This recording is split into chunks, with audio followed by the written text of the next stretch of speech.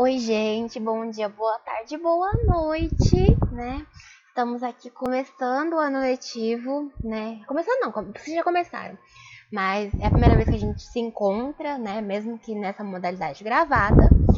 E eu queria, né, dar as boas-vindas a vocês, turma do Arcadas 2021. E também, né, aproveitar para me apresentar, porque vocês já conheceram o Vitinho e a Samantha.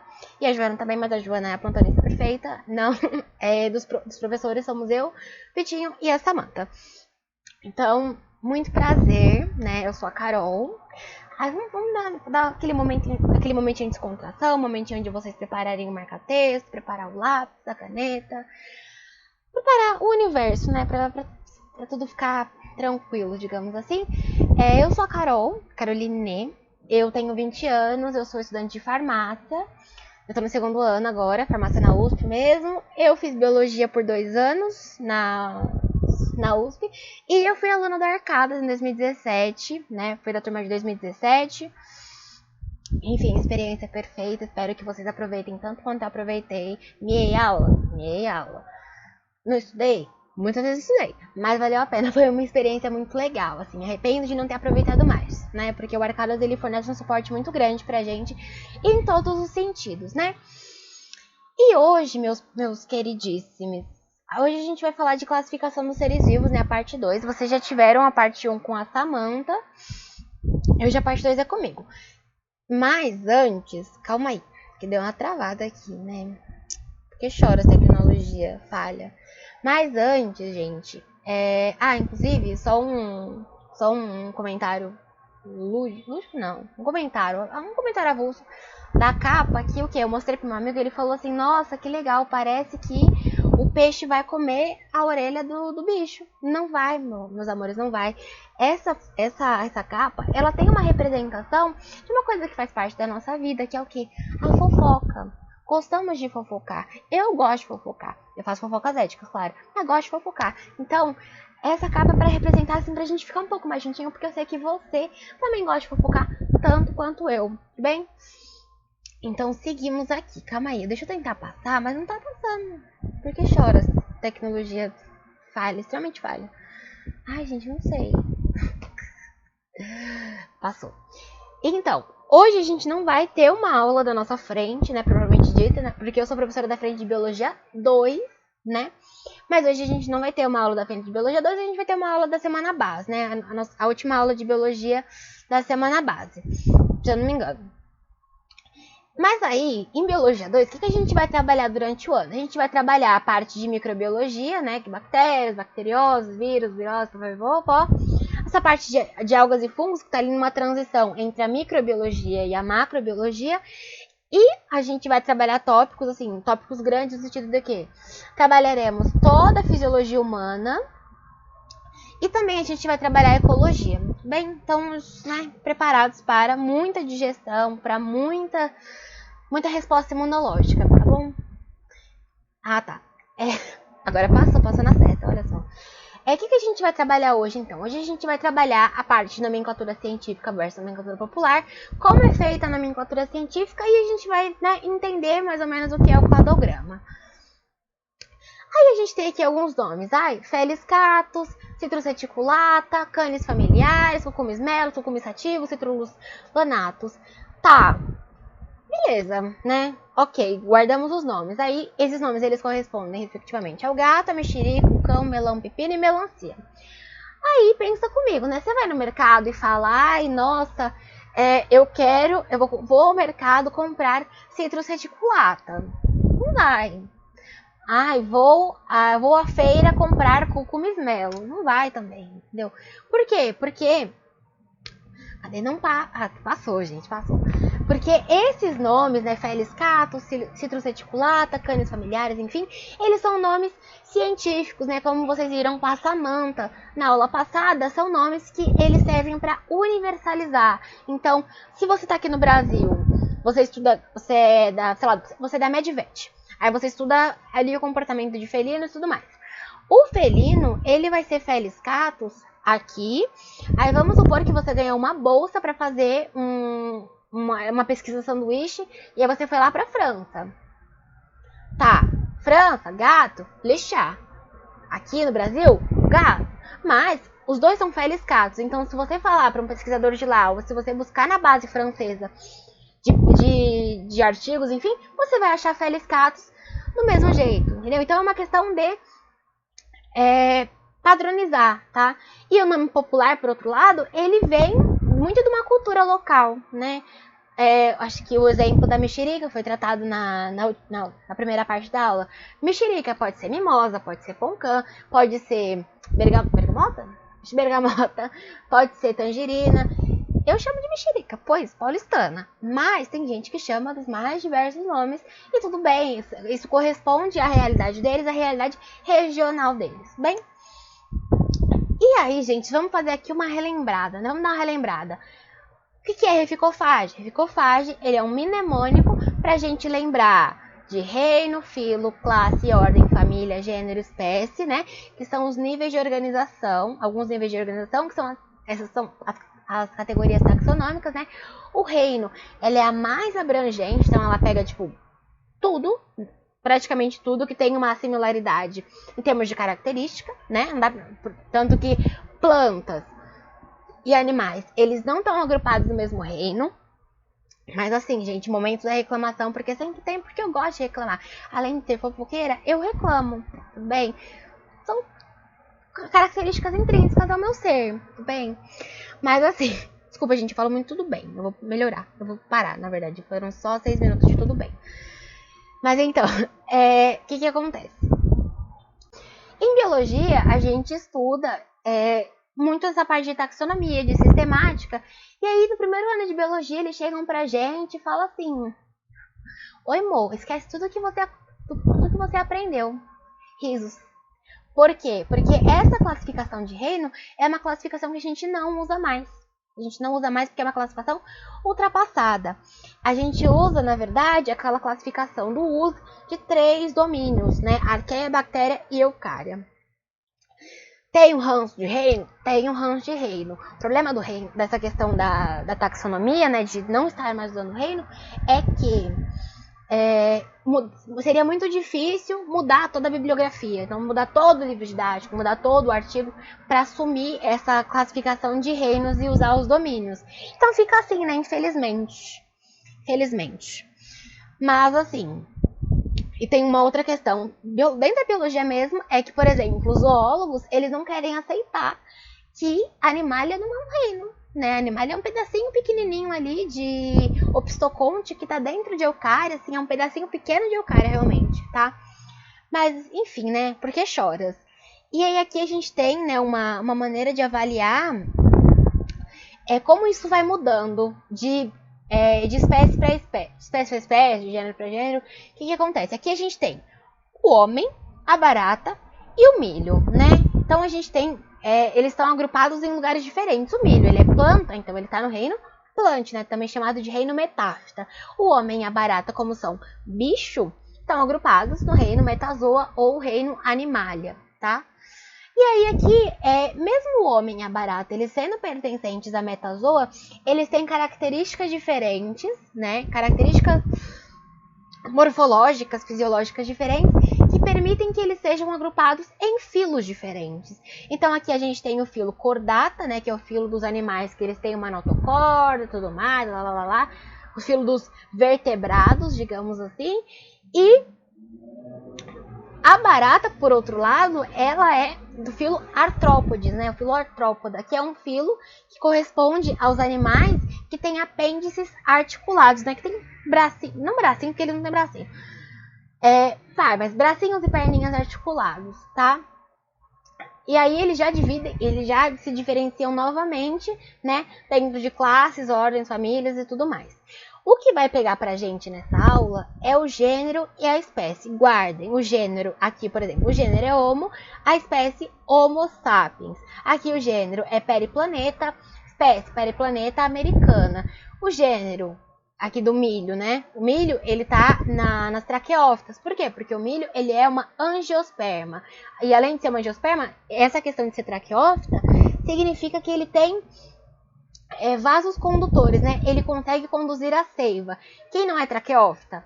Briófita, né? Briófita, porque depois de briófita, a gente começa com as traqueófitas, né? Que são as plantas que têm vasocontores de seiva. Então, pteridófitas, gimnospermas e angiospermas, né? E aí entra aqui nas gramíneas e tudo mais, tá? Aí, né, seguindo aqui, como que eu vou dar nome? Porque aqui você olha aqui pra mim, né, você vai falar, nossa, ele escolheu assim, ai, homo sapiens, ai, zeameis. Não é não é uma coisa arbitrária, digamos assim, né? Toda essa base de nome, ela tem regra, basicamente, e ela vem da taxonomia, né? Que a taxonomia, ela faz o quê? Ela nomeia os grupos com características comuns.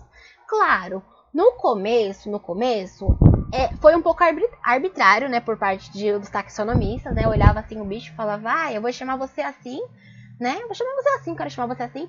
E esse nome perdurou. Mas o nome não é a farra do boi, não. A gente tem jeitos certos de escrever. Se você escrever de uma determinada maneira, está errado, tá? É tudo padronizado.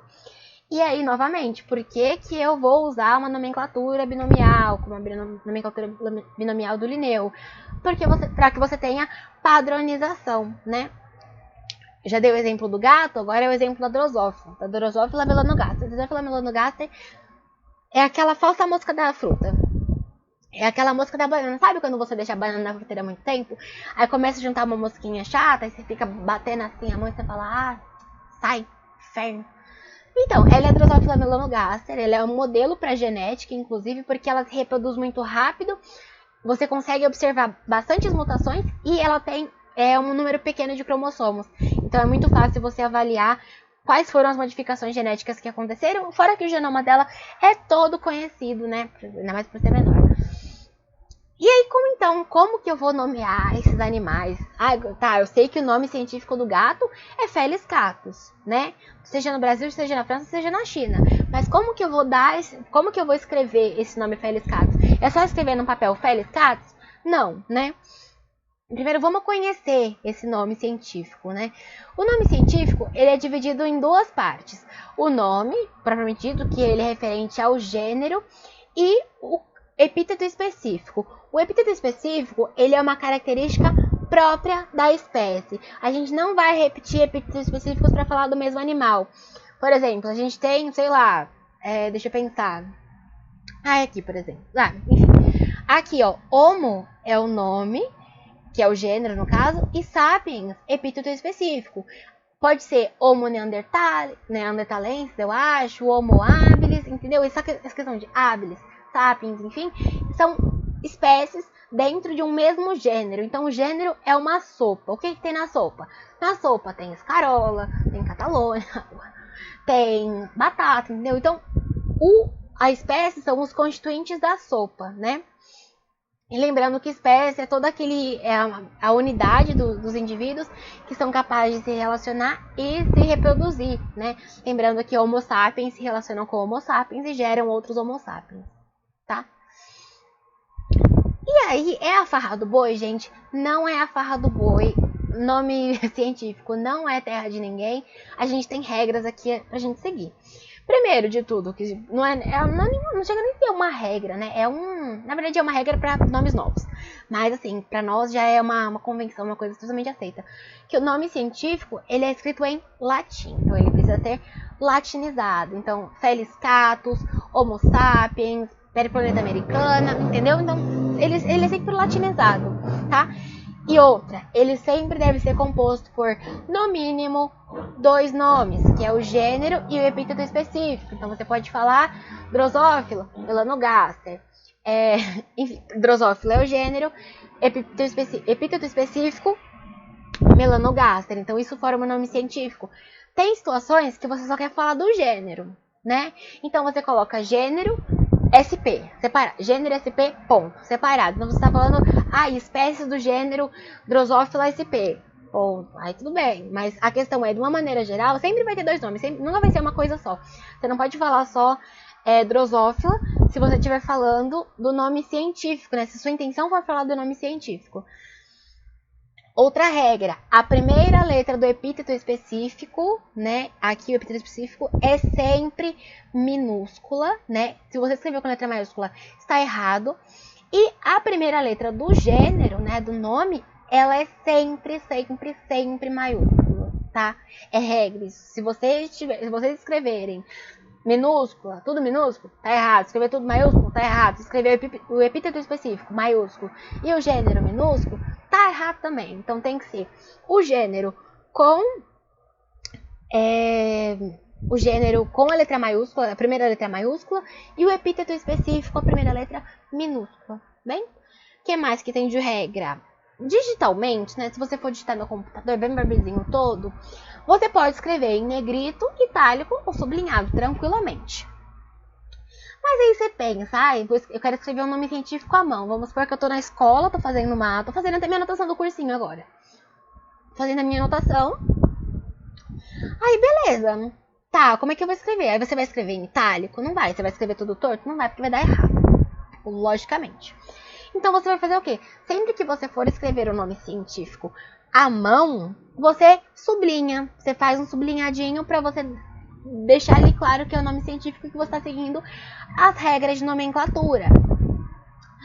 Outra coisa, a gente tem situações em que a gente não vai ter uma nomenclatura binomial, e sim trinomial. O auge, né, gente? O auge. Qual é o BO da nomenclatura trinomial? É quando a gente trabalha com subespécie, por exemplo. Então, passaram aqui no slide passado, a gente tinha o quê? Que o canis familiaris era o cão. Mas canis familiaris não é realmente assim, 100% o nome do cão, né? Tipo, seguindo a nomenclatura à risca.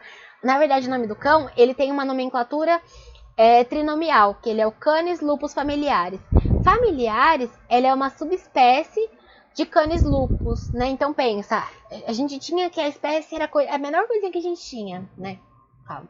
Enfim, a espécie era a menor unidade, né, digamos assim, mas a gente ainda consegue abrir dentro da espécie. Mas quem é o Canis lupus? O Canis lupus é o lobo. Então, o cão, na verdade, ele é uma versão doméstica do lobo, tá? Por isso que ele acaba até sendo uma subespécie.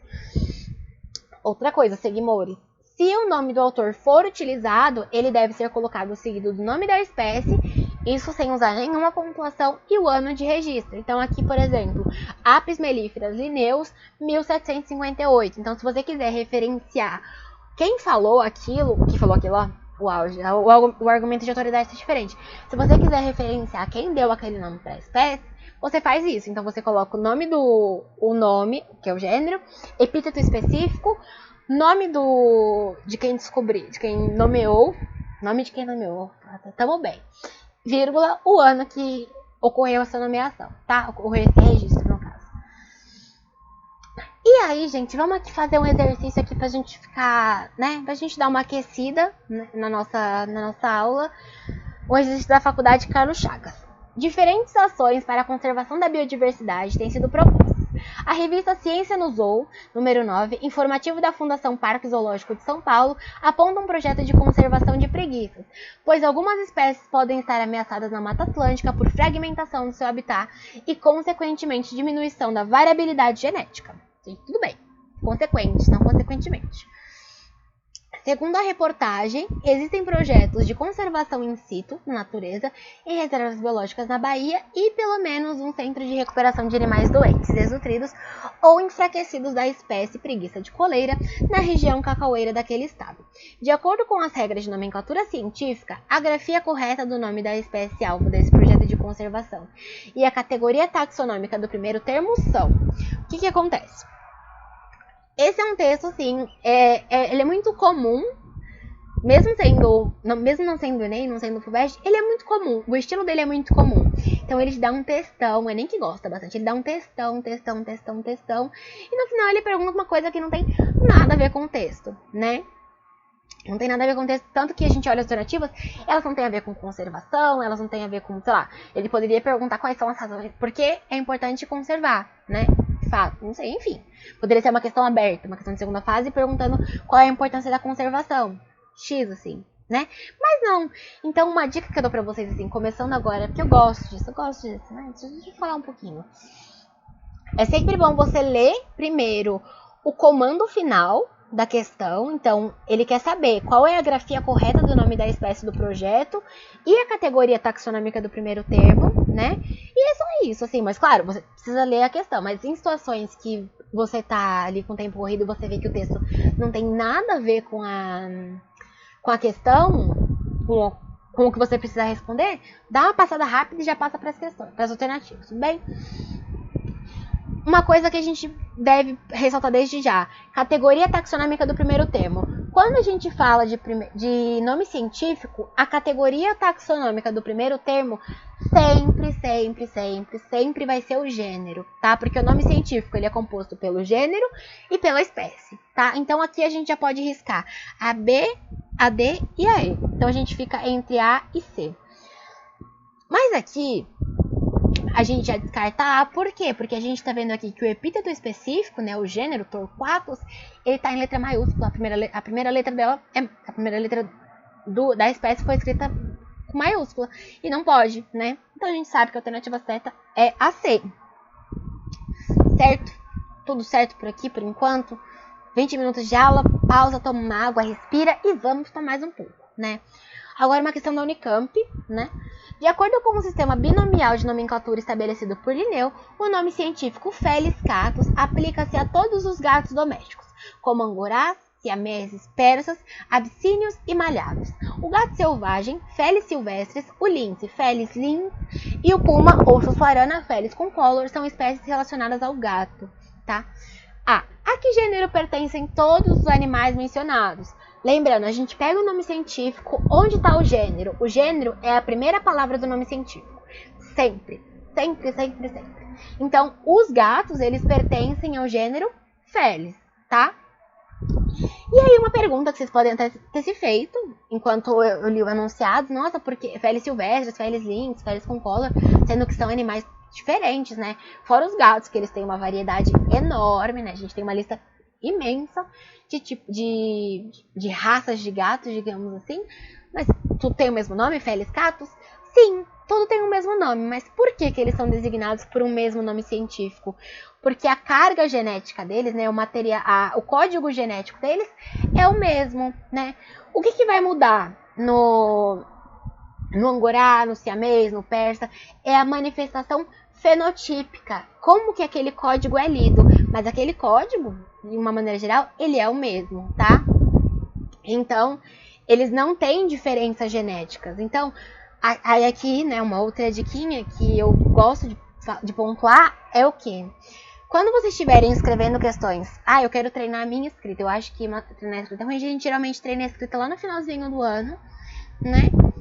A gente acaba apanhando um pouco, mas se vocês quiserem treinar desde o começo, uma dica que eu dou sempre é: quando você for dar uma resposta, retoma o que foi perguntado e responda, sempre atento. Então, a que gênero pertencem todos os animais mencionados? Os animais mencionados pertencem ao gênero Felis, tá? Não é gênero Felis.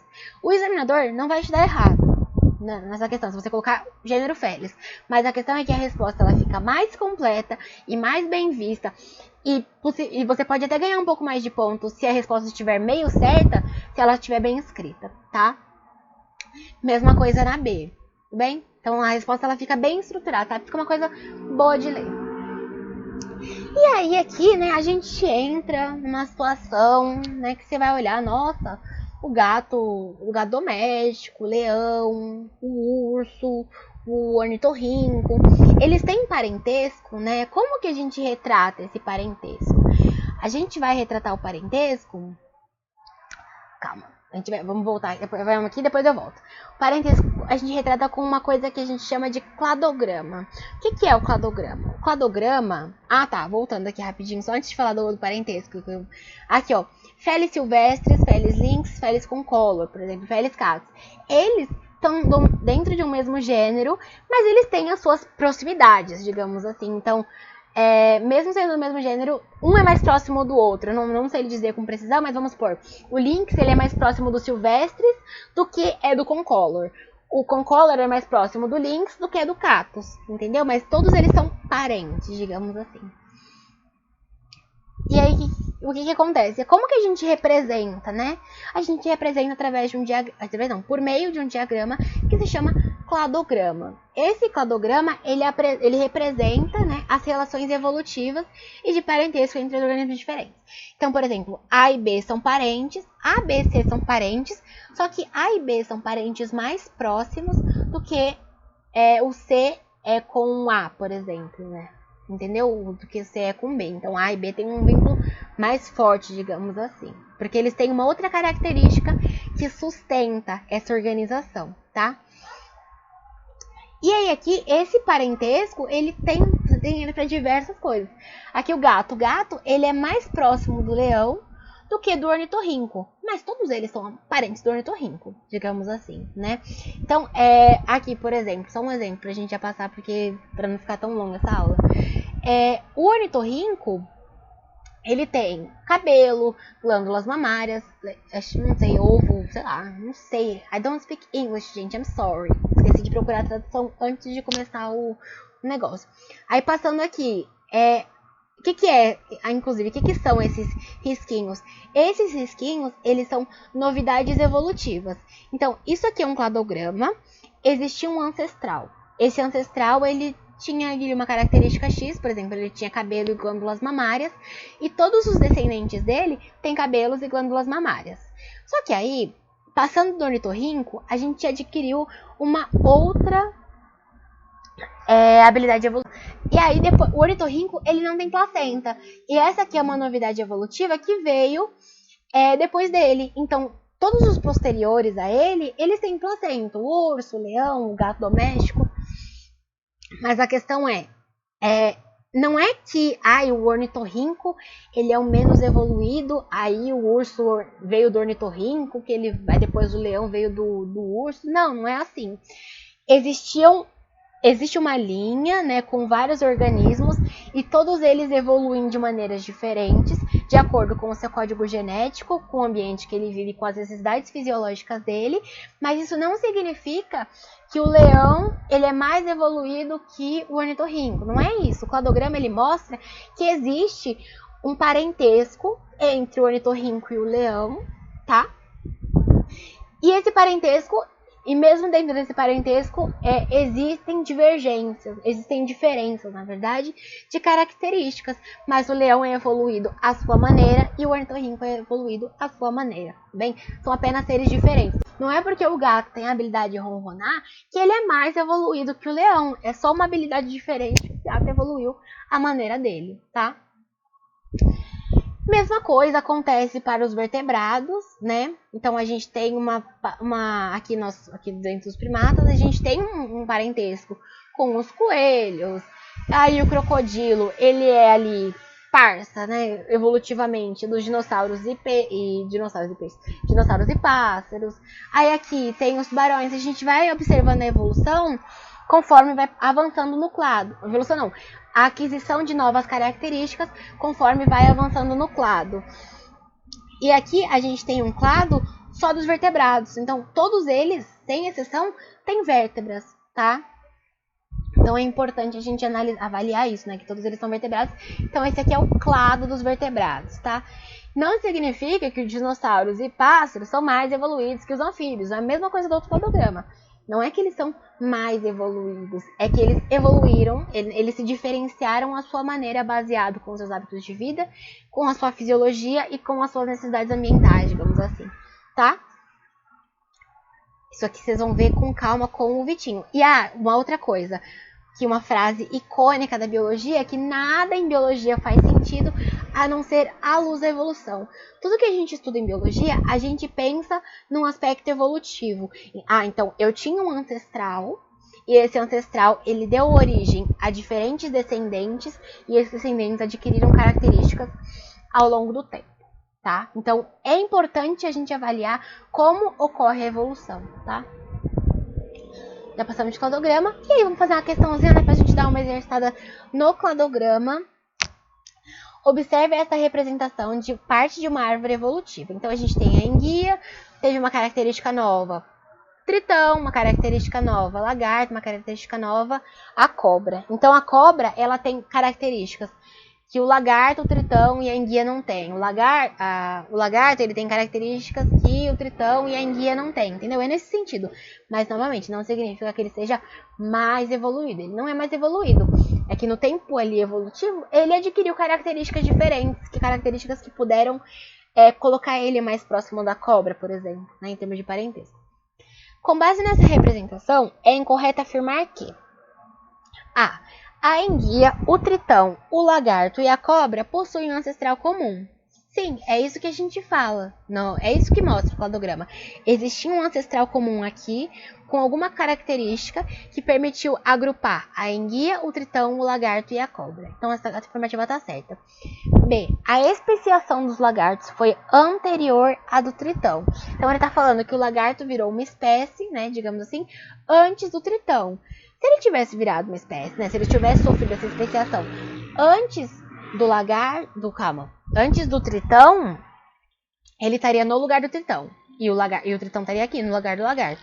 Então, não. Essa é a afirmativa incorreta. C. Só pra gente terminar. As cobras são mais aparentadas com o lagarto do que com a enguia, sim, ó. A cobra e o lagarto, eles têm um parentesco, eles são mais próximos entre si, em termos de parentesco, porque eles estão unidos aqui, né? Com mais longe do ramo, né, do nó, do ramo, no caso, mais distante em parentesco. Quanto mais perto, mais próximo de parentesco, tá? Então, o lagarto, ele é mais próximo evolutivamente da cobra do que do tritão, tá?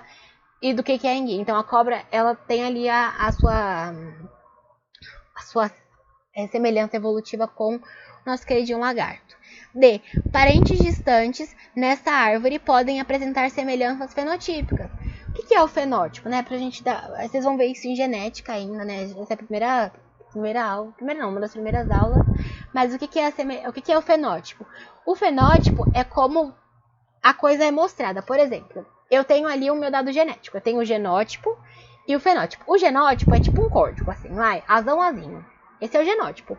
Só que esse azão, azinho, ele mostra o quê? Esse azão, azinho, ele configura um cabelo castanho. Sei lá, um cabelo castanho. Então, olhar e perceber. O cabelo é castanho. O olho é azul. O gato é preto. Enfim. N exemplos. Tudo que você observa, no caso, é fenótipo, tá? E aí a gente tem a fenocópia, na verdade, que você pode imitar um fenótipo. Por exemplo, vamos pegar o exemplo da Poca, no Big Brother. Poca não tem olhos claros, não tem olhos, não sei o que, acho que é lente verde ou lente azul, enfim. Poca não tem olhos claros. Poca usa lente de contato. Usar lente de contato, ele mexe no fenótipo dela, ainda que como é que chama? Ainda que o genótipo dela seja para um olho castanho ou preto, tá? E aí, gente, seguindo aqui, tá acabando. Tá, entendi, Carol. Então, o cladograma só serve para responder questão de vestibular? Segue, Mores? Não, o cladograma, ele é extremamente importante nas áreas investigativas, né? Claro, não vai montar esse cladograma direto assim, um negócio assim. Não é assim também que funciona. Mas esse cladograma, ele vai ajudar. Como? Vou dar um exemplo para vocês. Caso Flórida, que aconteceu em 1990. Tinha lá um dentista, o David Acer, que ele era um dentista portador de HIV. E aí, por um acaso, né? Por um acaso não, né? Por um infortúnio do destino, ele infectou uma de suas pacientes, né? A Kimberly Bergali. E essa paciente, ela faleceu em 91, ele faleceu em 90. E detalhe, vocês observam aqui, né, que já dá para traçar um paralelo com a realidade de hoje, que, ele contraiu o vírus em 86 e ele morreu 4 anos depois. Ela contraiu também lá para 86, entre 87 e 89 também. E ela morreu em 91 por complicações relacionadas à AIDS. Então, a questão é, naquela época a gente não tinha um tratamento, um tratamento eficiente, no caso a gente não tinha coquetel, não tinha nada. Então, a expectativa de vida para um paciente portador de HIV ou que manifesta a AIDS, né? Aí, calma, já é uma questão de virose, mas calma aí, já vou chegar lá. não tinha muita expectativa, então era muito comum, né, ocorrerem mortes por causa disso. Aí, beleza. Aí, o que aconteceu? Eles começaram a investigar, né, porque a Kimberly, ela foi detectada, né, pelo Centro de Controle de Doenças, prevenção e tudo mais. E aí, né, ela não tinha um tratamento eficiente, mas, né, ficaram um pouquinho com a pulga atrás da orelha, porque o dentista, ele foi o principal acusado, digamos assim. E aí, uma coisa... o dentista ele não infectou só a Kimberly, ele infectou outros pacientes. Só que esses pacientes, né, todos esses pacientes, né, a Kimberly, esses pacientes, eles não tinham condutas de risco. O que seriam condutas de risco? Conduta de risco, analisando no contexto, né, numa coisa que tenha sido escrita na década de 90, por exemplo, ela é muito problemática. Por isso que eu coloquei até entre aspas, né? É que eu não achei um outro termo pra colocar no lugar. Porque, por exemplo, o relacionamento homoafetivo, ele era visto como uma conduta de risco. Por conta de um alto nível de transmissão entre os homossexuais. Porém, dados mostraram que a maior transmissão, ela não acontecia entre os homossexuais. E acontecia, sim, entre os heterossexuais. Risos. Enfim, o preconceito. Mas aí eu coloquei, pra gente dar uma suavizada, digamos assim, que uma conduta de risco seria utilizar drogas pela via intravenosa, né? A galera que faz a injeçãozinha. Então, compartilhamento de seringa, né? Então, a seringa, ela entra em contato diretamente com o sangue, aí passa o sangue de um no sangue do outro, aqui, tararara. Mas aí, por que o dentista ele foi apontado? Porque ele era a única conexão entre esses pacientes, né? E aí, dentre os pacientes desse dentista, outros contraíram o vírus, porém, eles apresentavam essas condutas de risco, né? E aí, o que eles fizeram, né? Vamos pensar, vamos fazer uma análise filogenética do vírus, né? Do vírus desses pacientes. O que deu essa análise filogenética? Essa análise filogenética, ela mostrou que o vírus do dentista, ele era parente dos vírus de todos os pacientes, menos daqueles pacientes que apresentavam conduta de risco, né? Que são os pacientes aqui, o paciente F aqui, que é um paciente que apresentava uma conduta de risco, mas dos pacientes que não apresentavam conduta de risco, todos parentes do vírus do dentista, né?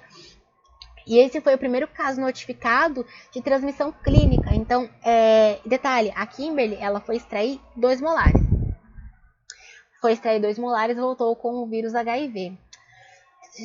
Triste, né? Principalmente por medidas sanitárias, né? Provavelmente esse dentista, ele utilizava o mesmo equipamento, né? Em vários pacientes, ele não fazia uma esterilização correta, tá? E aqui, só pra deixar anotadinho que X e Y é que são sequências divergentes dentro de um mesmo paciente. Então, eu posso ter um vírus de sequência X e um vírus de sequência Y. E aí, né, só para dar um spoilerzinho da aula de vírus e viroses, que eu falei para vocês, portador do HIV ou no caso, manifesta ali a AIDS, né? Por que essa diferença? Você pode ser portador do HIV, né, que é o vírus da imunodeficiência humana, mas você pode não ter AIDS. Só que se você tem AIDS, você é portador, tá? Necessariamente. Porque o que acontece? O HIV, ele entra... E qual é o BO do HIV? Por que a Kimberly faleceu por complicações relacionadas à AIDS? Porque o vírus HIV, ele é... Como é que pode dizer? Não é pedante, como chama? É pleonasmo, porque o HIV por definição é vírus da imunodeficiência humana. Então, o HIV, ele mata células de defesa. Então, o seu corpo fica extremamente mais vulnerável. Se ele está mais vulnerável, uma pneumonia, uma gripe é capaz de te matar, entendeu? Por isso que são complicações relacionadas à AIDS. Né? Ele baixa totalmente sua imunidade. Tanto que os portadores de HIV, na verdade, nesse caso, quem tem AIDS é um paciente imunodeprimido, tá? Porque não tem células de defesa. O HIV, ele mata linfócitos TCD4, que a gente vai ver lá quando a gente for falar de imunologia, tá? De sistema imunológico, comigo também. E aí, então, o que acontece? Quando o HIV, ele matou uma parte significativa de um tipo de célula de defesa, e aí a outra sobressaiu, aí sim você começa a falar, ter um quadro clínico de AIDS, né, que é a síndrome da imunodeficiência adquirida, tá? Mas você pode ser portador tanto que as pessoas que fazem uso, né, daqueles coquetéis, uso de medicação para melhorar o sistema imunológico, eles não têm AIDS, eles são apenas portadores do HIV, tá? Enfim, gente, 40 minutos de aula, é isso, por hoje terminamos, né, a partir de semana que vem. A gente vai trabalhar com a parte, a gente já vai entrar na nossa matéria de Biologia 2 propriamente dita. Vou deixar meu contato nas orientações de estudo, né, meu celular. Podem me procurar para o que vocês precisarem. Risos. Respondo em horário comercial, e às vezes não. Às vezes, na verdade, eu respondo às vezes 2 horas da manhã, às vezes 3 horas da tarde. Mas sempre respondo, tá? Então pode me chamar, sempre vou ter muito prazer em responder vocês. Bem-vindos, né, para mais um ano letivo. Seguimos aqui juntos e Shallow Now, tá, gente? Até semana que vem.